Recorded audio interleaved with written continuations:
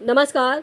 Satyarth news में आपका स्वागत है। गंजबासौदा जीएफएमएस पोर्टल के बाद अब अतिथि शिक्षकों को नए पोर्टल एजुकेशन पोर्टल 3.0 पर स्कोर कार्ड जनरेट करने की व्यवस्था चालू की गई, जिसमें सभी अतिथि शिक्षकों को उस पोर्टल पर अपने सभी दस्तावेज सहित संविदा परीक्षा में उत्तीर्ण छात्रों की जानकारी दर्ज कर संकुल से वेरिफिकेशन कराना है। उसके बाद उनका स्कोर कार्ड जनरेट होगा।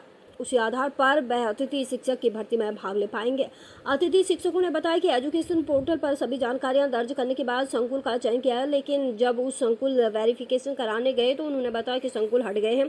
केवल शासकीय कन्या उपमावी और देहात थाने में स्थित कन्या मंडी में वेरिफिकेशन का कार्य किया जा रहा है। सोचनी बात यह है कि जब उपरोक्त संकुल हट गए तो पोर्टल पर क्यों प्रदर्शित हो रहे हैं, जिस कारण अतिथि भ्रमित होकर संकुलों के चक्कर लगा रहे हैं और जिस संकुल को डाला है उसी संकुल से वेरिफिकेशन कराने, माता पिता का नाम ना आने, मेरिट का अनमेरिट होने, कभी सर्वर डाउन और आईडी पासवर्ड न होने का बोलकर पल्ला झाड़ रहा है। गंजबासौदा से जिला ब्यूरो संजीव शर्मा की रिपोर्ट।